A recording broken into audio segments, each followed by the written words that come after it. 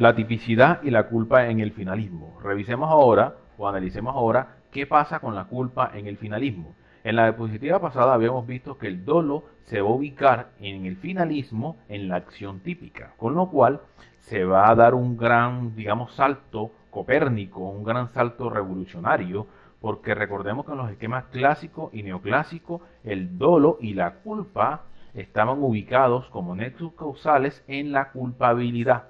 Pero estamos viendo que el finalismo ya va a descubrir que el dolo realmente está ubicado en la acción típica. Lo mismo va a suceder con la culpa. La culpa va a ser ubicada en la acción típica en el finalismo.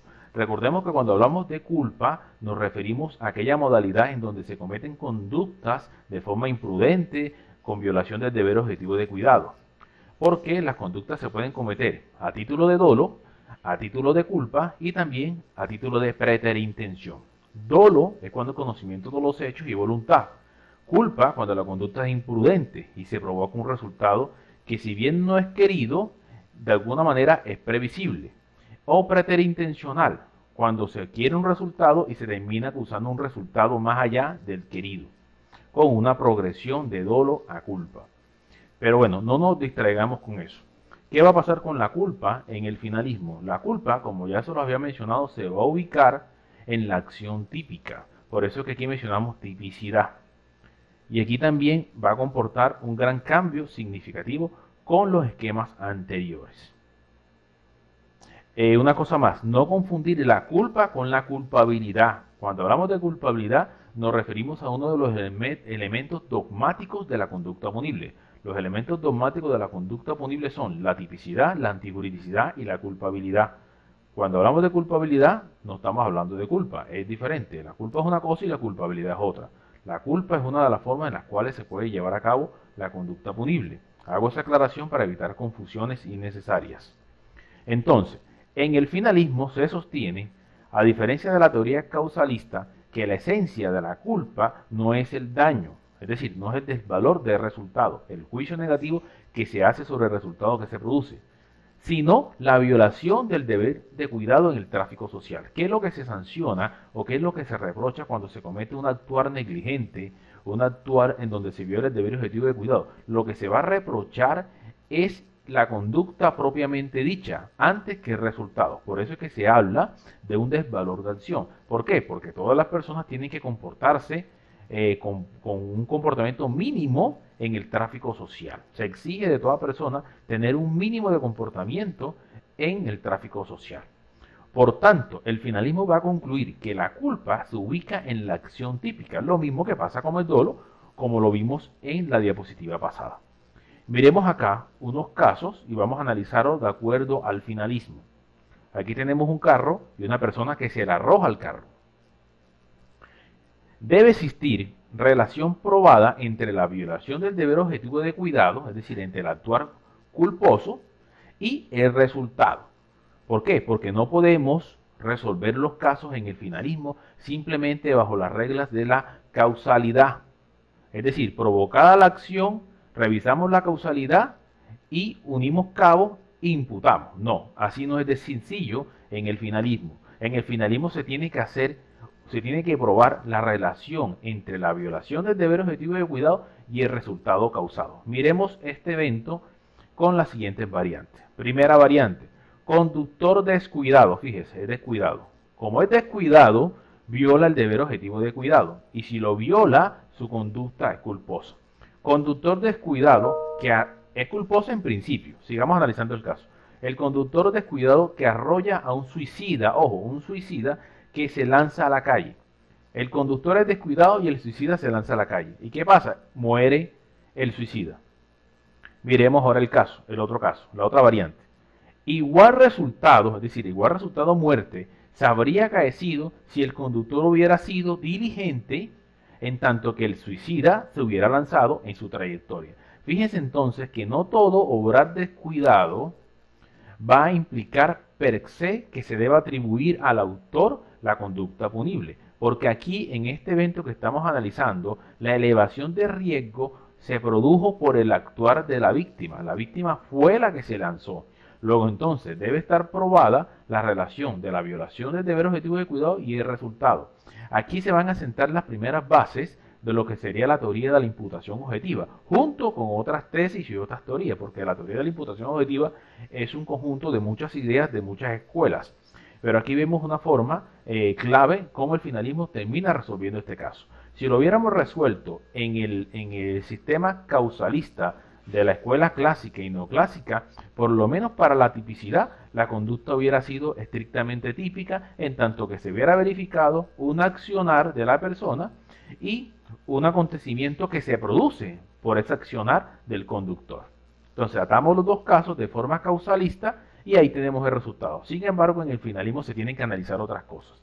Por ejemplo, lo que acabamos de decir, que existe una relación probada entre la violación del deber objetivo de cuidado y el resultado. Aquí, indistintamente de si el conductor hubiera manejado de forma diligente, prudente, o si hubiera manejado de forma negligente e imprudente, el resultado hubiera sido el mismo, en tanto que el resultado se causa porque la víctima se le lanza en la dirección en que iba el carro.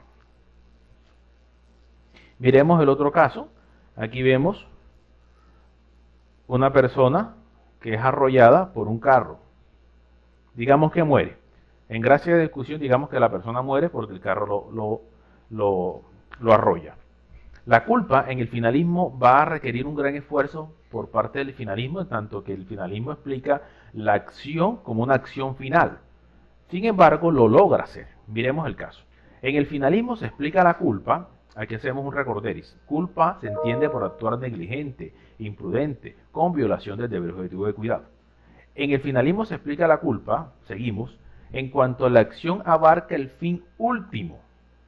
El fin último es lo que entra a considerar el finalismo cuando habla de la acción, pero también aplica para la culpa. Seguimos la lectura. La selección de los medios y la dirección de la acción. Recuerden que toda acción en el finalismo siempre parte del fin, de la idea del fin, de la selección de los medios y la dirección, tal y cual lo demostramos en gráficos hace un momento. Ejemplo, persona que se dirige a su trabajo en su carro y excede la velocidad permitida y arrolla una transeúnte que cruzaba la cebra. Cuando excede la velocidad permitida, viola el deber objetivo de cuidado, es decir, pasa por alto las normas mínimas del tráfico social, de la convivencia social.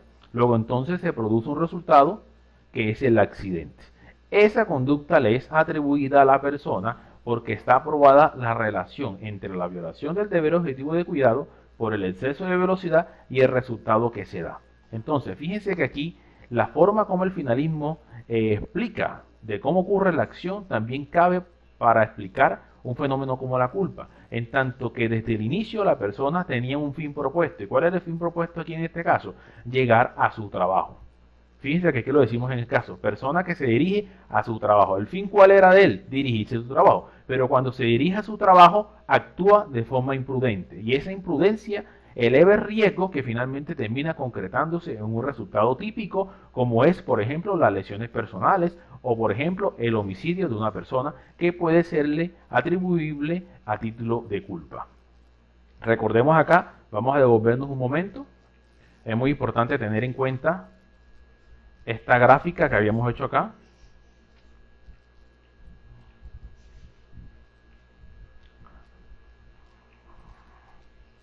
Para explicar un ejemplo de homicidio, puede ser por cualquier delito. Habíamos señalado que la conducta, cuando la persona quiere un homicidio, quiere cometer una conducta penal, cualquiera sea, parte del inicio, pero en el inicio, en la planificación, va a pensar en el final, es decir, en la conducta que quiere cometer. Luego va a buscar los medios para cometer, es decir, una vez piensa en la conducta que quiere cometer, fíjense que la flecha se retrotrae. ¿Por qué? Porque está pensando en los medios que va a utilizar para llevar a cabo la conducta punible. Y una vez eso lo ha concretizado y se decide cometer la conducta punible, la ejecuta. Esto es importante en el finalismo. Lo mismo aplica para la culpa, como se lo mencioné en el evento, en el caso aquí estudiado. ¿Por qué? Porque la persona se dirige a un fin. ¿Cuál es el fin? El trabajo. Pero en ese querer de dirigirse a su trabajo es imprudente. Y esa imprudencia lleva a una elevación de riesgo y a que se dé un resultado delictual. que le es atribuible porque se demostró la relación probada entre la violación del deber objetivo de cuidado y el resultado. Fíjese entonces cómo el finalismo explica y da pautas para resolver casos que se dan a título de culpa. Pero recuerden, la culpa se va a ubicar en la acción típica. Miremos ahora la tipicidad como indicio de la antijuridicidad. Esto es muy importante analizarlo porque la tipicidad en las escuelas anteriores se había considerado como la esencia de la antijuridicidad. Hans Bexel se va a oponer a esta idea. Hans Bexel dice, no es la esencia. No es la esencia como lo sostenía Metzger. Metzger sostenía que la tipicidad es la ratio scendi de la antijuridicidad, es decir, es su fundamento real y de validez. Hans Bexel, por el contrario, va a señalar que la tipicidad solamente es la ratio condicendi, es decir, es el indicio que nos va a indicar la antijuridicidad, pero se trata de dos fenómenos diferentes. Aquí citamos la teoría de los elementos negativos del tipo, que es una teoría que menciona en su libro de penal general Eugenio Zaffaroni. No es que Eugenio Zaffaroni haya sido el autor de esta teoría, simplemente la menciona en su libro y hace referencia a ella, para explicar este cambio que sucede en el manejo de la antijuridicidad en el finalismo. En la teoría de los elementos negativos del tipo se identifica la antijuridicidad tipificada, es decir, se señala o casi se equipara que la tipicidad es lo mismo que la antijuridicidad. Y aquí señalamos, no habiendo ninguna diferencia entre la conducta típica y la conducta justificada. Es decir, cuando una conducta es justificada, digamos porque se actúa en legítima defensa o en estado de necesidad, la conducta entienden, los que defienden esta teoría, que la conducta es atípica. Sin embargo, contra estas ideas se va a oponer Hans Bexel en el finalismo. Miremos esta ilustración, el fuego y el humo. Si nosotros vemos el humo, podemos suponer o podemos inferir que fue causado por el fuego. Bajo esta metáfora tan sencilla, Hans Bexel va a explicar la idea de la tipicidad con la antijuridicidad.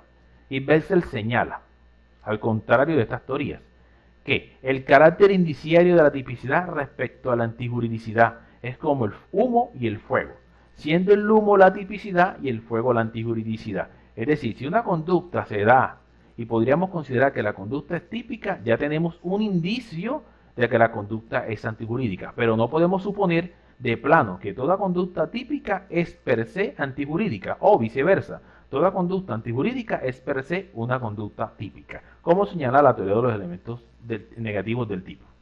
Porque puede darse el caso de que la conducta sea típica, pero no sea antijurídica. Miremos ese ejemplo a continuación.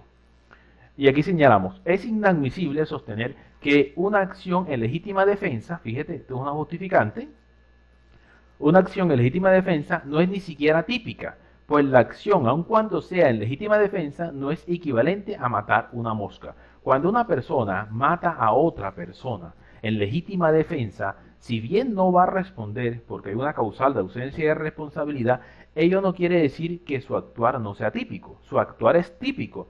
¿Por qué su actuar es típico según la teoría finalista? Es típico porque la persona cuando mata lo hace pensando en un fin. ¿Y cuál es el fin? Matar. Pero ojo, los móviles que lo lleva a matar son en defensa propia o en defensa de un tercero. En ese entendido, su conducta queda eximida de responsabilidad. Pero no quiere decir ello que la conducta de la persona no sea típica, es típica. Lo que pasa es que la conducta no es antijurídica porque concurre en su actuar una causal de ausencia de responsabilidad, como es la legítima defensa. Pero la conducta, repito, es típica, pero no es antijurídica. Y a eso se refiere aquí Hans Bexel cuando señala es que cuando se actúa en legítima defensa y se provoca, por ejemplo, la muerte, no es que se estuviera matando una mosca, es decir, no es algo que sobre el cual no debamos darle importancia, no, es importante, mataste a una persona, tu conducta es típica, pero no es antijurídica porque obraste en legítima defensa. Por eso se sigue señalando, no puede confundirse la acción jurídicamente permitida, es decir, con legítima defensa, con la acción jurídicamente irrelevante. Las conductas que se llevan a cabo en legítima defensa no son irrelevantes, se produce una muerte. En el caso de que se produzca la muerte, estamos utilizando ese ejemplo. Por lo tanto, es importante y por lo tanto la conducta es típica, repito, pero no es antijurídica. Y aquí vemos que se separa entonces el injusto, por un lado la tipicidad y por un lado la antijuridicidad. La tipicidad será el indicio o la ratio condicendi de la antijuridicidad. ¿Qué va a pasar ahora con la antijuridicidad en el finalismo? Obra de manera antijurídica quien actúa en contra de la norma realizando el tipo y sin la concurrencia de causal de justificación. Para saber si una conducta es antijurídica tenemos que ver que exista una contrariedad entre el actuar y la norma que lo prohíbe y que la persona no actúe bajo una causal de justificación, es decir, no actúe bajo legítima defensa, bajo estado de necesidad, etc. Seguimos sosteniendo, la antijuridicidad está relacionada con la concepción del derecho penal y sus fines. La protección de los bienes jurídicos será más eficaz con la conciencia de la ética de la comunidad, es decir, el derecho penal en lo posible se va a proteger, y así lo sostiene el finalismo, cuando se respeten las reglas mínimas de convivencia, es decir, se respeten las conciencias éticas de la comunidad antes de llegar a sancionar.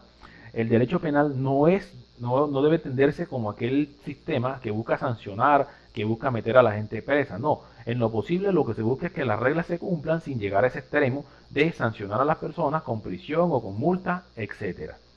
Y a eso se refiere la antijuridicidad en el finalismo. Mirarlo como algo que debe, ojalá, cumplirse sin necesidad de agotar, digamos, las reglas propias del derecho penal. Por eso que acá señalamos, la protección de los bienes jurídicos será más eficaz con la conciencia ética de la comunidad antes que con el derecho penal. En tal caso, es decir, si llega a operar el derecho penal, se da prevalencia al desvalor de acción frente al desvalor de resultado. La forma en cómo el finalismo concibe la antijuridicidad va a darle una mayor fuerza, a una mayor, digamos, juicio de valor negativo a la acción, a la conducta desplegada por el sujeto agente, que a los resultados que puede ocasionar con su conducta punible. Se va a valorar de forma más fuerte y de forma negativa la acción, es decir, desvalor de acción, que el resultado, es decir, desvalor de resultado. En las causales de justificación, esto es otra cosa también importante que introduce el finalismo, por ejemplo, cuando se actúa en legítima defensa o en estado de necesidad, tienen que concurrir en el sujeto que opera bajo estas causales de justificación elementos subjetivos. Es decir, las causales de justificación no se van a aplicar de forma objetiva. No, se tiene que verificar que existan o concurran en el sujeto agente elementos subjetivos. Miremoslo con este análisis. Quien dolosamente rompe un carro sin saber que en su actuar libera a una persona que está a punto de morir asfixiada, no debería reconocerse la justificante del estado de necesidad de un tercero. ¿Por qué no se le debe reconocer en este caso que actúa bajo un estado de necesidad en cuanto que con su conducta liberó a una persona que estaba a punto de morirse? Por la sencilla razón que la acción final que quiso desplegar la persona cuando cometió su conducta era dirigida a romper el carro de forma dolosa. En ningún momento su actuar iba dirigido a salvar a la persona. Sin embargo, digamos que por casualidad, por coincidencia, termina salvando a la persona. Luego entonces no concurre en este caso en la persona un elemento subjetivo, es decir, el querer salvarla a efectos de aplicársele el justificante del estado de necesidad. Miremos el siguiente caso.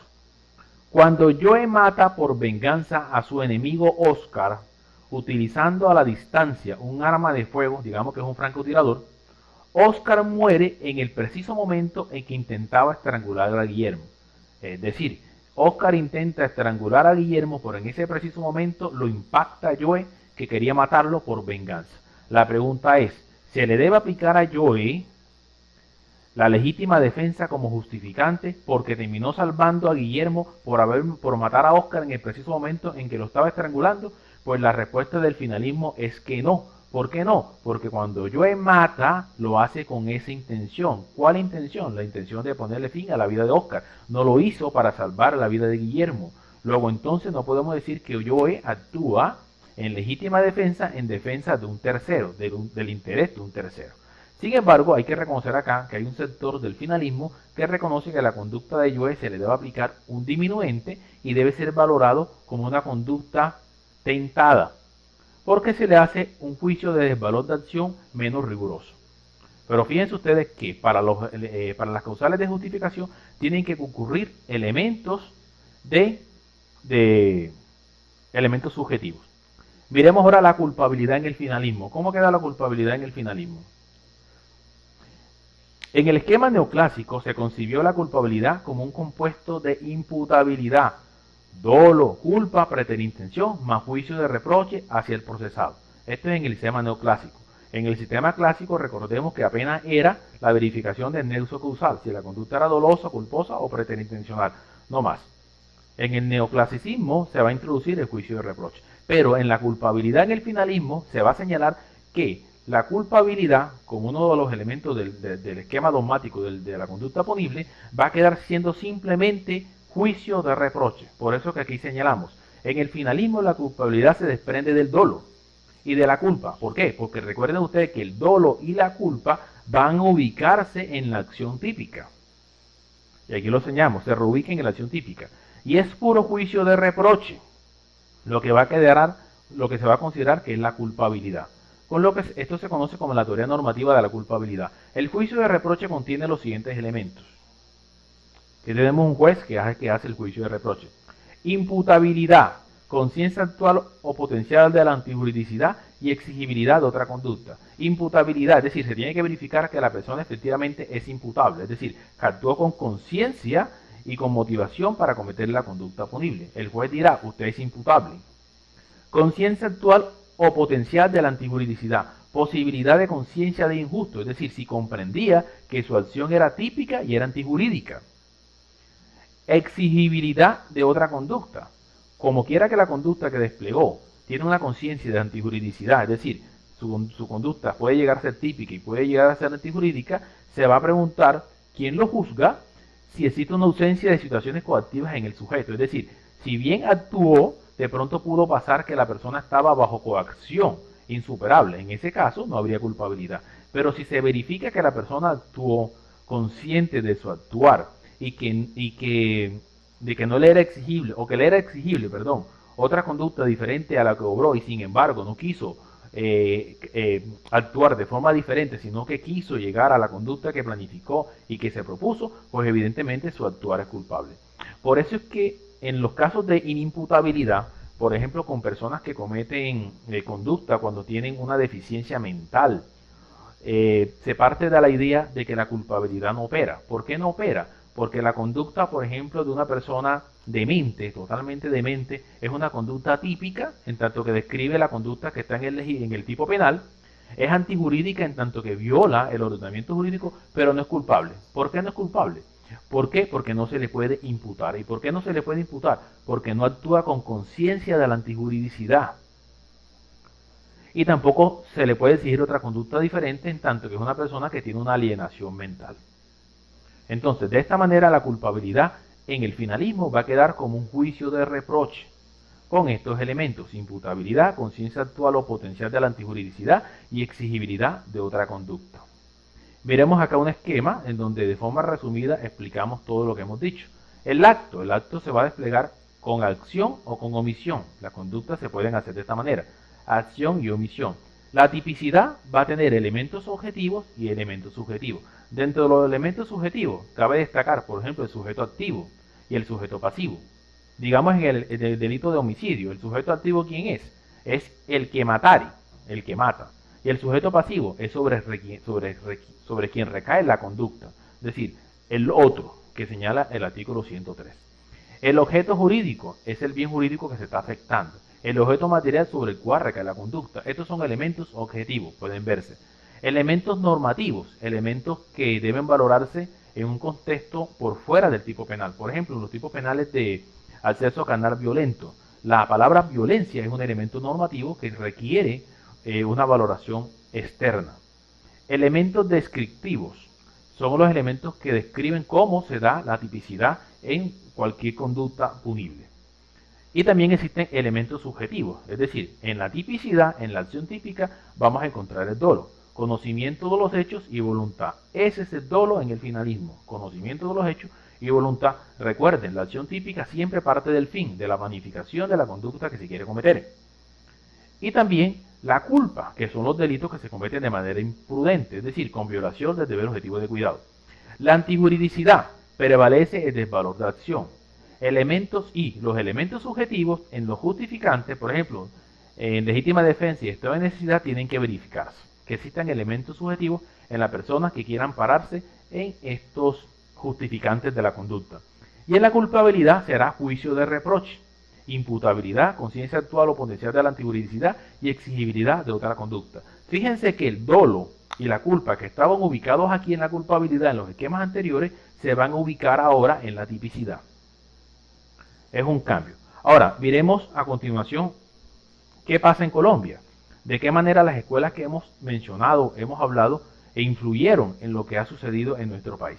Y tenemos que se establece en nuestra legislación, en el artículo 6, inciso primero, que el acto de imputación son los pilares sobre los que descansa el sistema penal colombiano. Aquí tenemos esto. Fíjense ustedes cómo vamos viendo entonces la influencia de las escuelas que hemos analizado, sobre todo el finalismo, en nuestra legislación.